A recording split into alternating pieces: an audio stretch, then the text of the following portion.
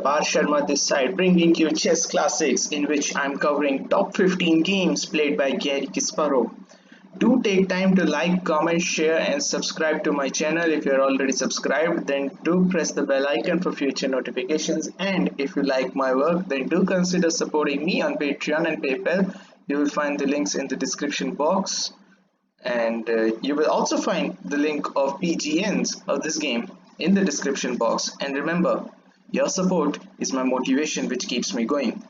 So we have reached top 2 now, and which game stands at top 2? The game between Anatoly Karpov and Garry Kasparov, the famous game 16 from their 1985 World Chess Championship match. So, and this was a very big match because in 1984-85 the first match between these two players was aborted, and this was the rematch which Kasparov must win to become the next world champion.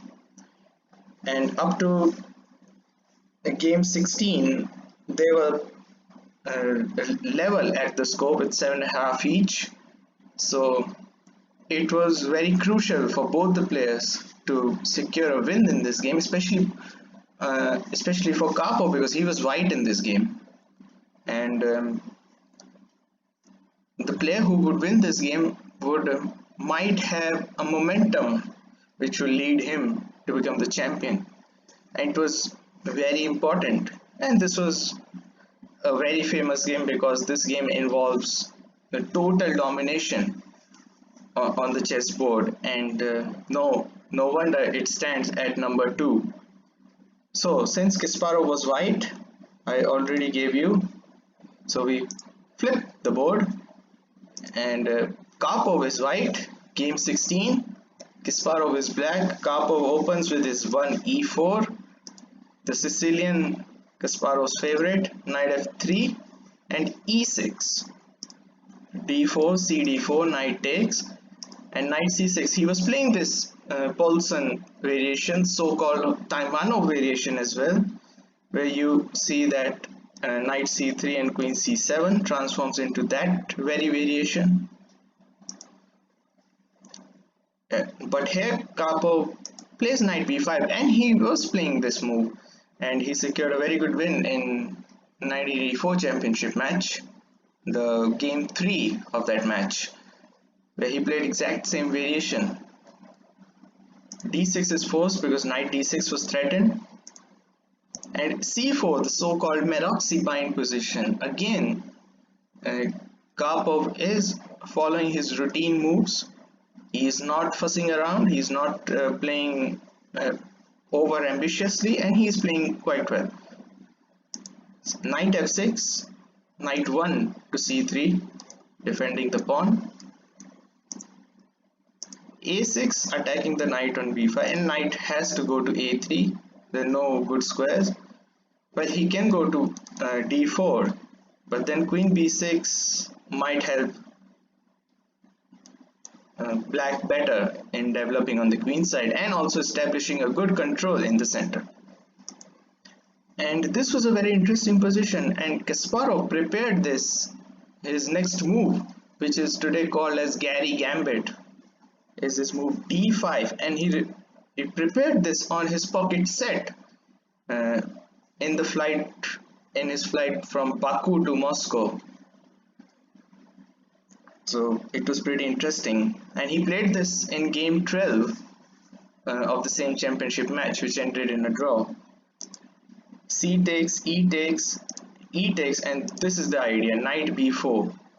And in game 12 Karpov played bishop c4 to defend the pawn, but after bishop g4, f3, bishop f5, Karpov was not happy at all making it into a draw. So he really wanted something big, and it was quite evident that Karpov and his team would have prepared for this, and he wanted to punish Kasparov for giving up this pawn as early in the opening. So after knight b4, Karpov in this game plays bishop to e2, and this was the idea that he analyzed, but he overlooked one possibility.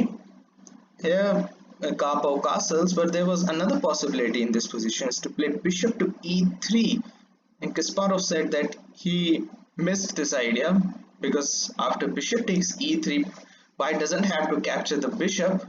He can simply play queen a4 check, and after bishop takes bishop d7, queen takes b4, queen b6, queen takes, bishop takes. Although there is two bishops for black, but still this is a passed pawn in the center of the board, a defended passed pawn, you say. So it would be very difficult for black to get compensation for this passed pawn with no queens on the board. So will bishop pair be able to do that? That would be a big question. So Karpov, understandably, after this move bishop c5, he castles, and Kasparov does castle as well. And there was another idea in this position, that Karpov plays bishop to f3 in this position to keep to give pawn more solidity, although it's quite well defended and it's a dangerous passed pawn as well.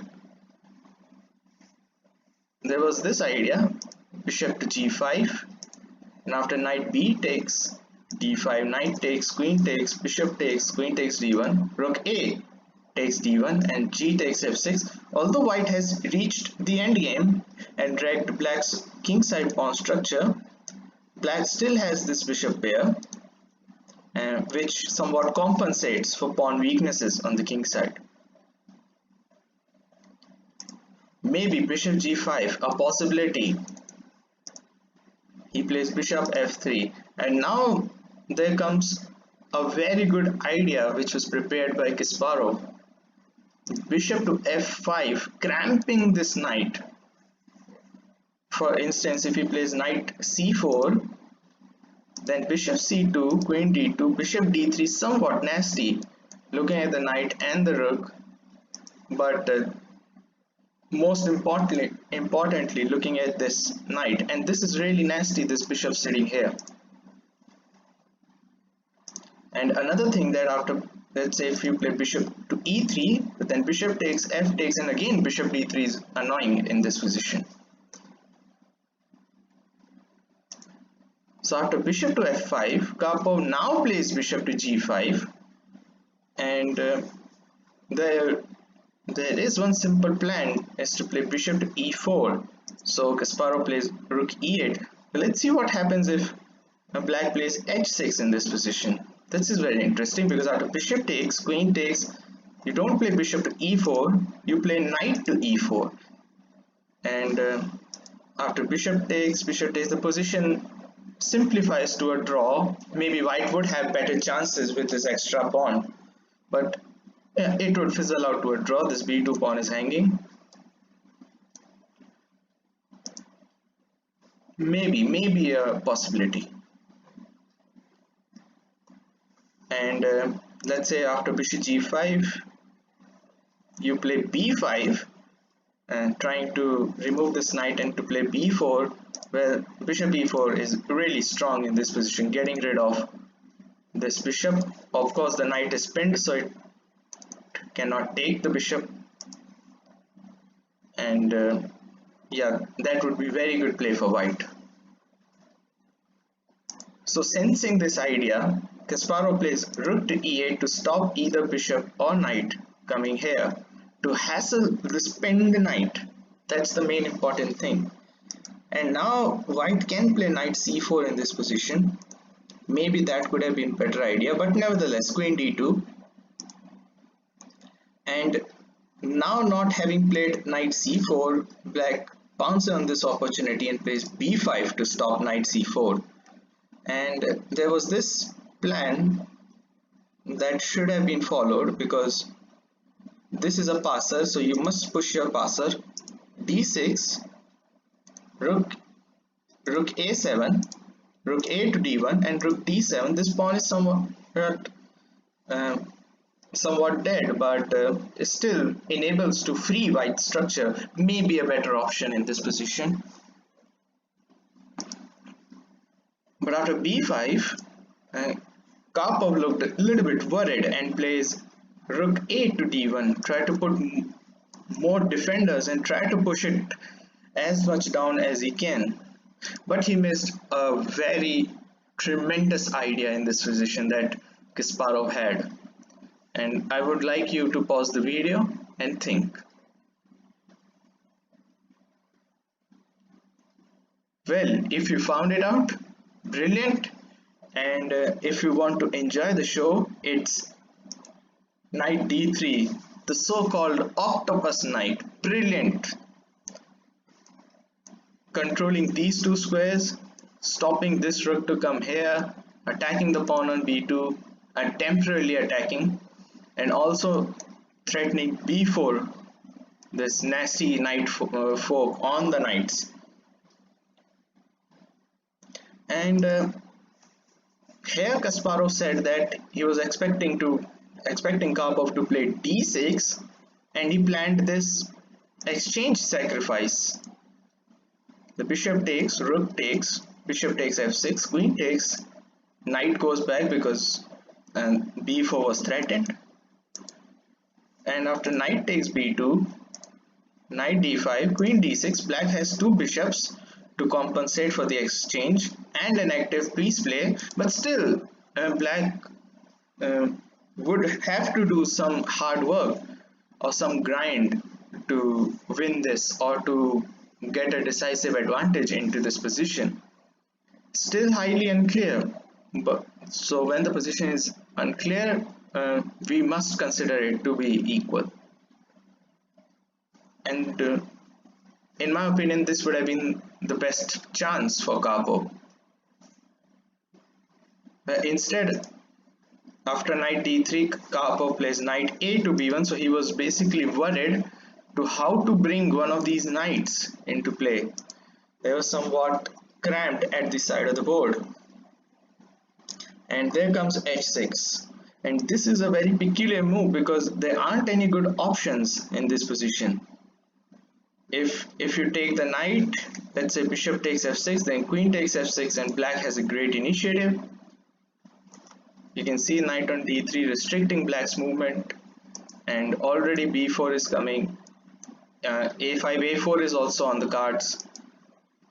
Already a pressure on f2, so rook is somewhat restricted. I would say better for black. Alternatively, after h6, if you play bishop e3, well, this is one of the worst moves that you can play, because after bishop takes, f takes, and this queen b6, and the pawn is pinned. So understandably, after h6, Karpov retreats his bishop to h4, but then comes b4, and now suddenly this knight is looking a little bit helpless on the board. Maybe knight e2 would have been a better chance for Karpov. Well, let's have a look at this move. Knight e2, queen b6, and knight c1 to at least try to dislodge this knight from d3. Maybe better option in this position. Although two pieces are, in fact I should say three pieces, excluding the king, are taking care of this f2 pawn, it still would have been difficult to place this knight to a decent square. Maybe it has to retreat back to e5 and white would have seen its worst. But incredibly, after b4, Karpov takes no backstab to ruining his position, and he plays knight a4. I mean, what a horrible move this is. This is one of those moves that takes back to the old school days, when if you commit a mistake, then your teacher punishes you. And if grandmasters, and Karpov was world champion at that time, making a mistake such as this, putting knight at the edge of the board, and as they say, the old adage, knights on the rims are dim, and you can see the dim future of this knight in this game. This is incredible. Bishop is attacked, so bishop tucks back to d6, and Kasparov said that he aimed this position, this specific position, on his pocket set on that flight from Baku to Moscow. So how deep his preparation was. This is move 19th, and he aimed this position to cramp Karpov. And look, the pieces are there on the board. Karpov is a pawn up, but he indeed is looking really helpless. And so many pieces on the board, and yet he is somewhat in a zugzwang. And there aren't, again, as I say, there aren't any good continuations in this position. Karpov plays bishop g3 in this position, and let's have a look at three other alternatives in this position. If you play b3, well, this is absolutely helpless, because after bishop takes h2, check, king takes h2, knight g4 check, black is not only winning back his own material, but there is also no scope of any white piece to come out easily, and there is absolutely no time playing this as well, because then everything would be converging here. Obviously, by the way, I should say, if knight here, then rook here wins the piece. Desperate situations. And alternatively, after b3, if you want to simply win instantly, then bishop f4 is another option, queen c2, rook c8, and the queen is trapped.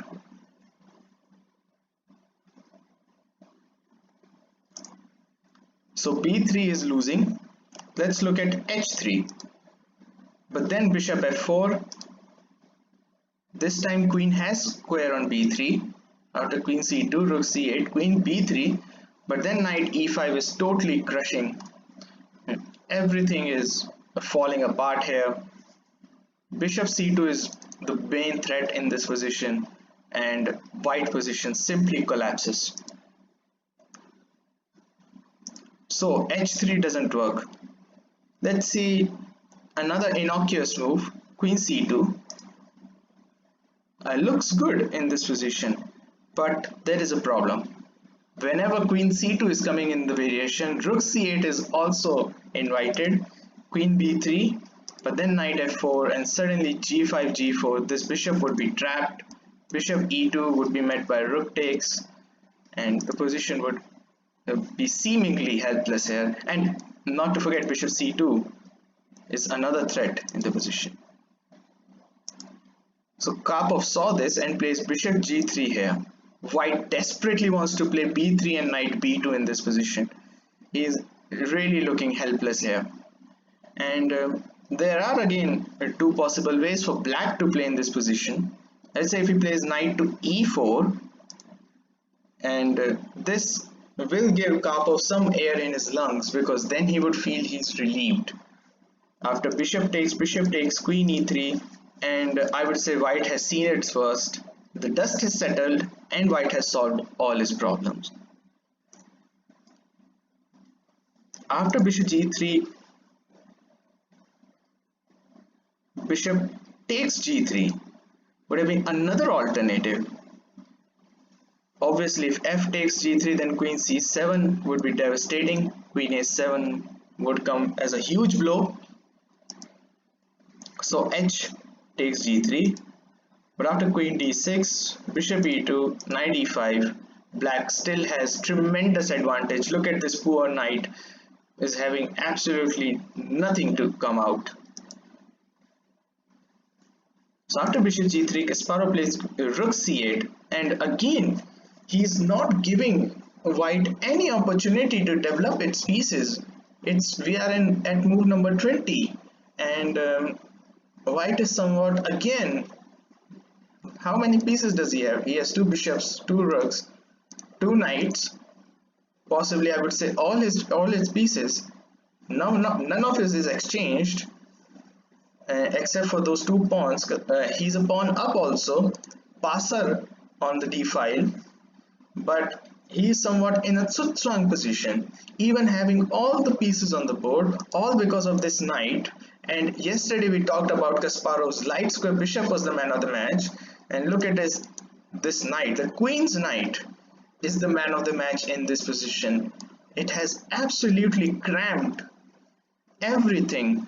It's supported by this bishop also, which is also playing a cameo in this game. It's incredible. He's totally dominating Karpov. Everything, punch after punch after punch on his face. He's absolutely looking helpless. Anyway, b3, tried to play knight b2, and Kasparov responds with g5, and again this stops knight b2, because what happens if he tries to bring this knight, but then knight takes b2, queen takes b2, g4, tucking that bishop, bishop e2, and rook c2 is a fork, wins the piece. Brilliant stuff. And if you think that playing bishop e2 first would help, but then knight e4 again wins the material. Let's see how. The queen has to go somewhere. The queen has no squares, seems like it's trapped.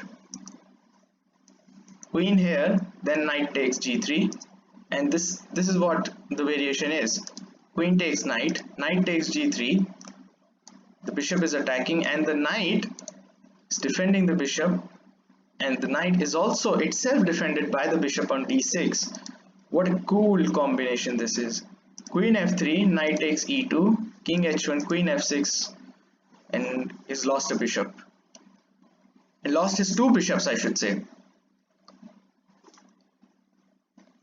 But he's still a piece down. So again, he cannot bring this knight back after this move g5. So he exchanges the bishop, queen takes, and again, if you think that he can bring this knight back, there's absolutely looking no scope.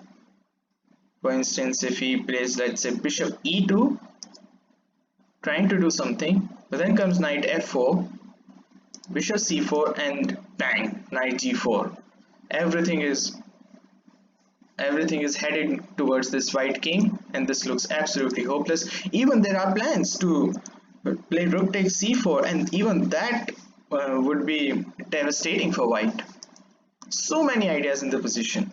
So Karpov plays g3, and again it looks like that white has seen its worst, and he might play bishop to g2, and finally this knight would come back, and it would be white who will try to now reconstruct his play strategies and so on.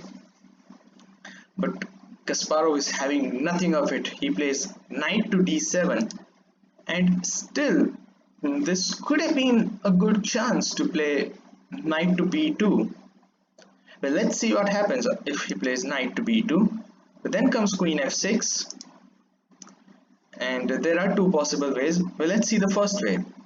If he takes the knight, Karpov would be like, hooray, I won a piece. Bishop takes d3, queen takes d3. Karpov is a piece up, but after knight e5, this queen is trapped in the middle of the board. No squares. These are the squares that queen can go to, and obviously queen d2 or queen here, then knight takes bishop, a fork either here or here, and crash bang wallop, this queen is gone. So after queen f6, he can play knight c4 here, and there are again two possible ways to play this. After knight 7 to e5, he can either take the knight, or he can play bishop to e2. Well, let's see what happens if he takes the knight. Well, then after knight takes, bishop to g2, knight again goes to d3, bishop f3, and now rook e5 is good enough to win. And alternatively, after knight 7 to e5, he can play bishop e2, but this is the biggest witty plan. Rook takes c4, exchange sack, bishop b takes, and then knight takes c4. Queen c2 is the only move, and again knight f4 is crushing discover attack. Attacking this, and look at this bishop, helpless bishop, totally cramped. And if you play, let's say, bishop d3 to save this bishop, but then comes bishop takes, rook takes, knight takes d3, queen takes d3, Knight to e5, again material is balanced. Queen to d1, knight to f3 check, king g2, and after knight d4 black has a comfortable game, and there's no way that Karpov would find any decisive advantage here or any advantage whatsoever. Even for a draw he cannot fight in this position. It's way too strong. And if he plays queen takes c4 in this position, then knight takes e2 check, king g2, bishop h3 check, giving up another piece, queen f3, rook d1, and h5 is somewhat something pretty here might come if this queen moves. So coming back to the game, after knight d7 we saw these variations and none of them help. Maybe knight b2 to give up this knight still would have been a possibility, but bishop g2 was so bad that after queen f6 he lost even that hope as well to bring the knight back. He plays a3 to exchange the pawns. Kasparov is having nothing of it. a5, a takes b4, a takes b4, and if you play let's say h3 then h5, and black's kingside attack in this position is way too strong. So Karpov tries queen to a2 to get something out of it, but then bishop tucks back to g6, putting a lot of pressure again on this pawn, and also keep defending, keeping an eye on his knight here. What a tremendous job this knight has done. Literally, you just want to make this knight into a king in this position.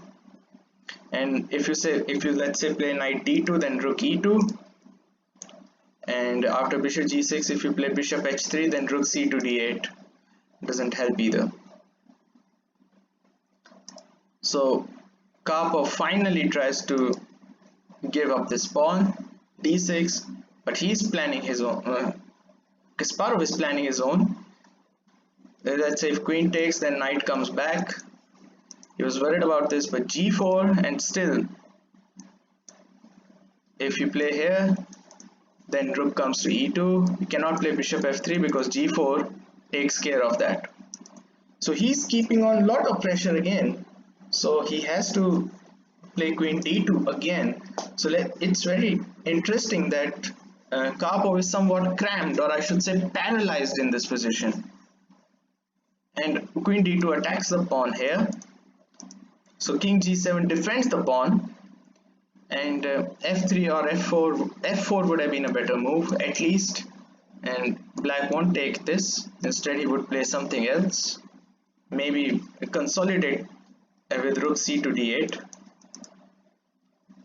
but he plays f3 and Kasparov takes on d6, and now he should have played knight here to pin this knight. But let's see what happens if he plays knight to b2 in this position.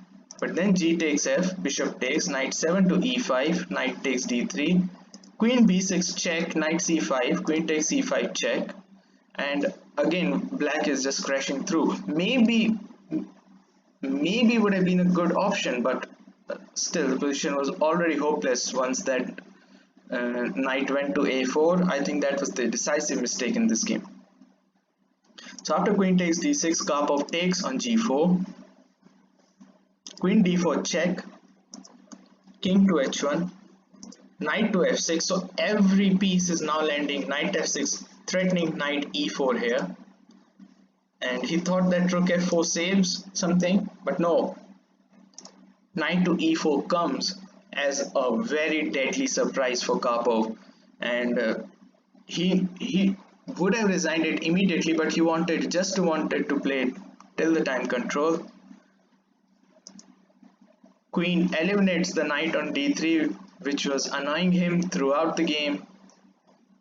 But then comes knight f2 check, rook takes f2, bishop takes d3, rook f to d2, queen comes to e3, rook takes d3, and again it looked like that white might have got out of danger. And although he's not having a queen, he's having 3 minor pieces for that, which is, I would say, still roughly level to a queen, and once he would try to eliminate this, and then things would be fine. But again, Karpov underestimated Kasparov's next incredible move. I would like you to pause the video and think. Well, if you found it out, brilliant. And if you just want to see what Kasparov played, Rook C1, absolutely amazing. And here Karpov blunders. His final blunder, he plays knight to b2. Obviously, if you take, then takes. Let me show you. If rook takes e3, then rook takes d1 comes with check, and after bishop f1, rook takes e3. This is falling, and white is totally lost.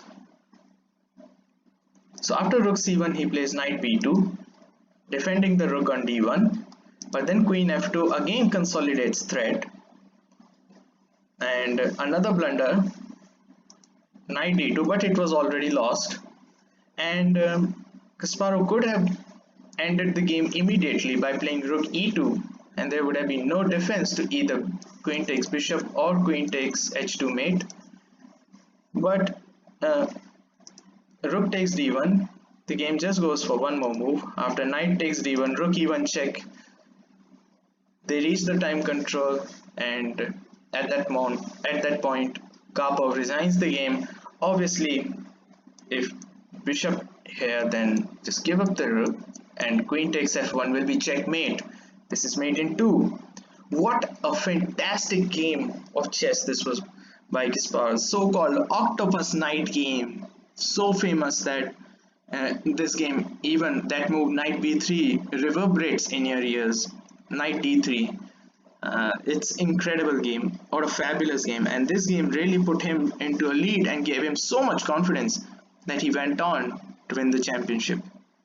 Well, this was game number 2, and it's fun fact, it stands at number 2 in my list, but on the chess.com poll it was voted as the best chess game ever, perhaps disputed for some people. So this game stands at number 2 in my favorite games of Garry Kasparov. And I hope you liked the video. I hope you liked my analysis, move by move, almost move by move analysis. And thanks for watching. Stay safe. Cheers. Bye.